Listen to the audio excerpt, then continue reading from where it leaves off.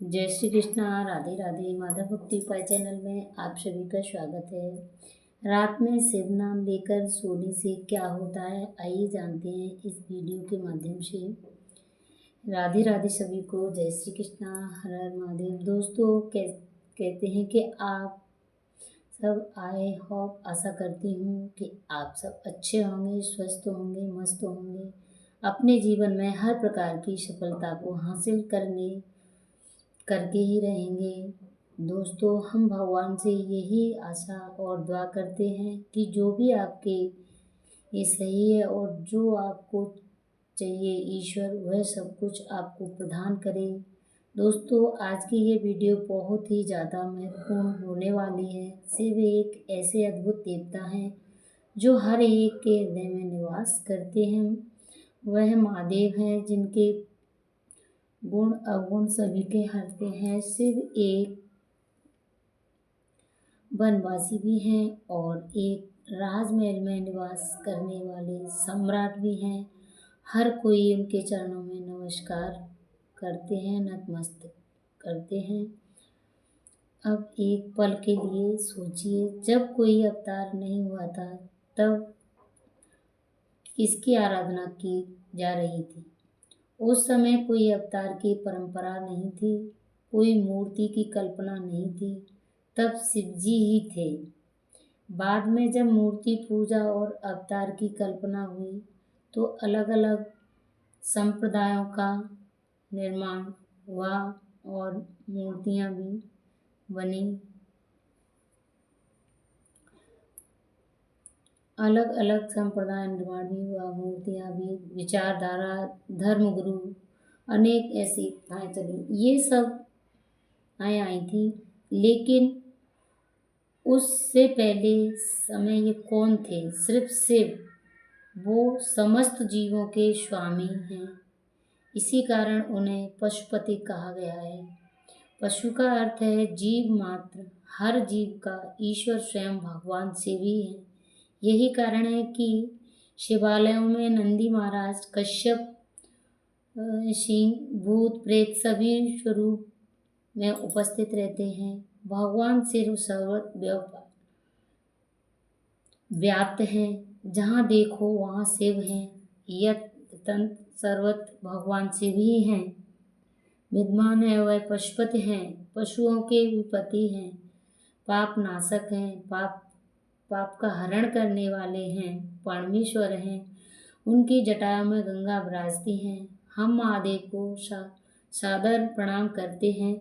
महादेव में ही मन को लगाए हुए हैं। केवल महादेव को स्मरण कीजिए। इसीलिए मैं हृदय से कहती हूँ, संसार अपनी गति से चलता रहेगा, जीवन चलता रहेगा, पर जीवन की धारा थम भी सकती है, फिर भी संसार चलता ही रहेगा। हमें जीवन में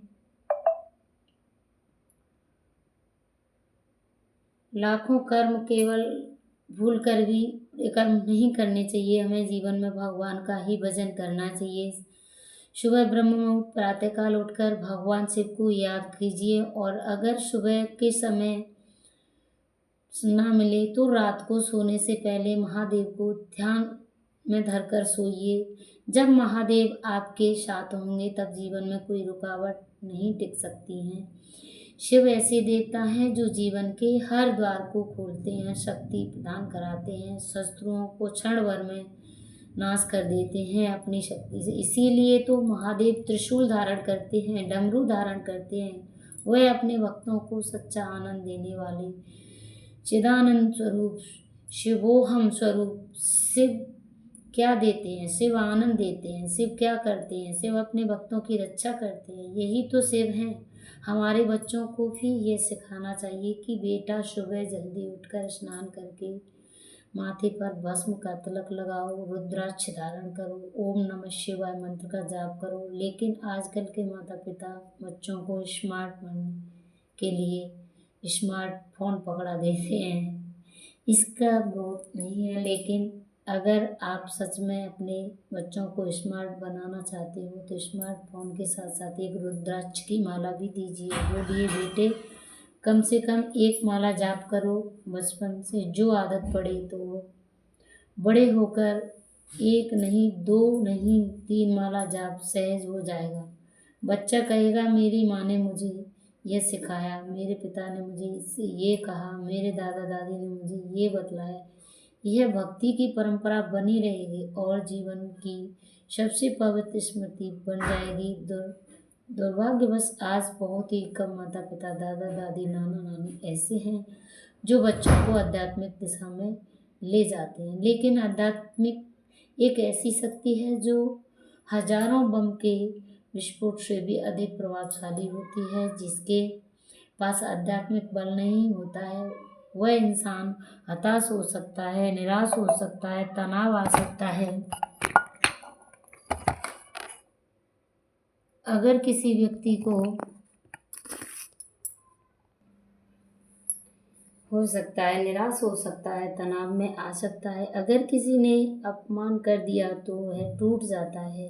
अगर किसी ने 2 बुरे शब्द कह दिए तो वह क्रोध में भर जाता है। लेकिन जिसमें अध्यात्म होता है वह सब कुछ सह लेता है। किसी ने कुछ कहा उसको कोई असर नहीं, क्योंकि वह आध्यात्मिक और आध्यात्मिकता का क्या सिर्फ तिलक ही लगाने से थोड़ी ना होता है, वेशभूषा बदलने से नहीं होता है। असली अपने स्वरूप की संपूर्ण समझ, स्वयं का सच्चा ज्ञान, यही आध्यात्मिक समाज में लोग प्रहार करते रहेंगे। लेकिन प्रहार सहन करने की शक्ति केवल उसी के पास है जो भीतर से आध्यात्मिक है। आपके बच्चे के पास चाहे कितनी भी डिग्रियां हो, चाहे वह कितना भी पढ़ा लिखा हो, ऑफिसर हो, यहाँ तक कि कोई बड़ा अफसर क्यों न बन जाए, फिर भी वह हत्या कर सकता है। लेकिन कोई कम पढ़ा लिखा है फिर भी वह अगर वह आध्यात्मिक,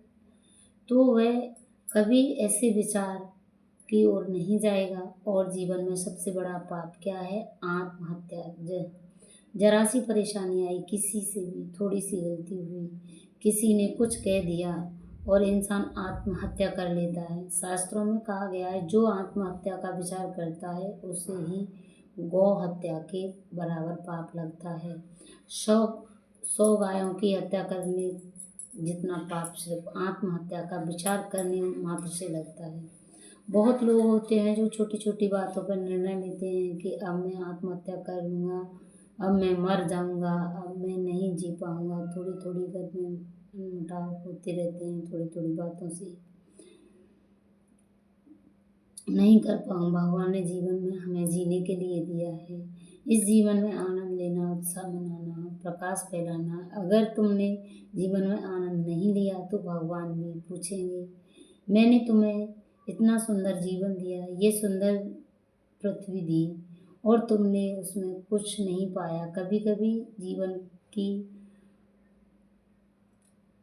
आपाधापी में कुछ देर के लिए सब कुछ छोड़कर जीवन में आनंद पूर्वक मन लगाना चाहिए। अब किसी ने अपमान किया, किसी से क्या सोचे, क्या बात, उसके ऊपर कुछ भी सोचना नहीं है। हम तो फकीर हैं, ये मन में लेकर चलना है। बच्चों के मन में परमात्मा का भाव भरिए और तो आप कभी निराश नहीं होइए। आपके भीतर भगवान के प्रति विश्वास है जिसका जीवन कभी रुकता नहीं है। इसीलिए यदि आप अपने बच्चों को भविष्य उज्जवल बनाना चाहते हो तो उन्हें भगवान महादेव की भक्ति का उपहार दीजिए। हार बस दोनों की, महादेव के सच्चे भक्त दोनों इतने आध्यात्मिक, इसका कारण उनका माता पिता की जागरूकता है। जब माँ और पिता दोनों ही भक्ति मार्ग पर जागृत होते हैं तो परिवार और उसकी संगति उसी मार्ग पर जाती है। हम महाकालेश्वर महादेव के दरबार में एक कथा आयोजित की थी। यहाँ एक छोटा सा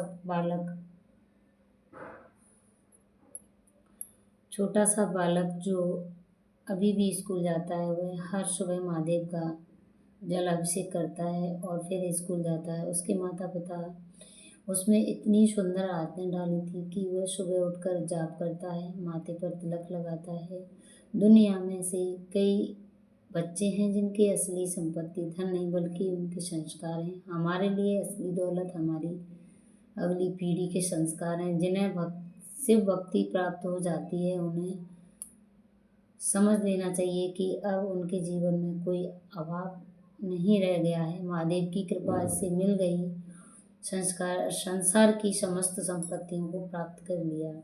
इसीलिए यदि आप चाहते हो कि आपके बच्चे का जीवन सफल और उज्जवल हो, तो उसे महादेव की भक्ति से जोड़ दीजिए। शिव भक्तों वीरता होती है, भक्ति में विशेष उत्साह और साहस होता है। शिव भक्तों में कुछ अनोखा होता है जो उन्हें सामान्य लोग से अलग माना जाता है। उनमें रुद्र का भाव, वीरभद्र का तेज होता है। वे गोपी भाव में भी रहते हैं। उनकी आंखें, उनकी वाणी, उनका आचरण सब कुछ विशेष होता है। शिव भक्तों की चाल, उनकी अदा अलग होती है। आजकल के युवाओं में शिव भक्ति का जोश बढ़ रहा है। आप देखिए, गंगा, केदारनाथ जैसे स्थानों पर सबसे अधिक युवक दर्शन करने जाते हैं। उनमें वीरता, साहस का भाव प्रकट होता है। महादेव की भक्ति एक अद्भुत शक्ति है। यह भक्तों को केवल नचाती नहीं, उन्हें तांडव भी कराती है। वे दुख हारने वाले बनते हैं। आज सती, जो राजा दक्ष की पुत्री, कठिन तपस्या कर रही है महादेव से मिलने की आकांक्षा में, वह जंगलों में तपस्या कर रही है, जबकि उनका पालन पोषण राजमहल में हुआ था। इससे हमें यह सीख मिलती है कि भक्त के लिए स्थान या परिस्थिति बाधा नहीं बनती हैं। हमें भी चाहिए कि हम अपने घरों में रहकर भगवान का ध्यान करें, अनुष्ठान करें, उपवास करें, किसी विशेष समय पर महादेव की पूजा करें। आपको शांति मिलेगी और आप कभी तनाव के शिकार नहीं होंगे। आज की दुनिया चिंता, तनाव में डूबी हुई है। चेहरे से मुस्कुराहट गायब हो गई है। लोग किसी न किसी कारण निराश और हताश रहते हैं, डिप्रेशन में रहते हैं। क्या आपको पता है कि इस देश में सारी बीमारियां ज़्यादा मानसिक रोग की दवाइयाँ बिकती हैं? ये सब इसीलिए हो रही हैं क्योंकि आध्यात्मिकता कम हो रही है। अगर मानव जाति को धरती पर सुरक्षित रहना है तो हमें वृक्षों को बचाना चाहिए, लगाना चाहिए। पुराने समय के राजा महाराजा उपवन और बगीचे बनाते थे। वे जानते थे कि वृक्ष ही जीवन आधार है। अगर धरती पर वृक्ष नहीं रहेंगे तो मनुष्य का जीवन नहीं रहेगा। आज सरकार और कई संस्थाएं इस दिशा में कार्य कर रही हैं। हर हर महादेव सभी को। और आप सभी को ये मेरी वीडियो कैसी लगी? अगर वीडियो अच्छी लगी हो तो चैनल को लाइक, सब्सक्राइब ज़रूर करें। ऐसी वीडियो और आगे भी लाती रहूँगी। हर हर महादेव।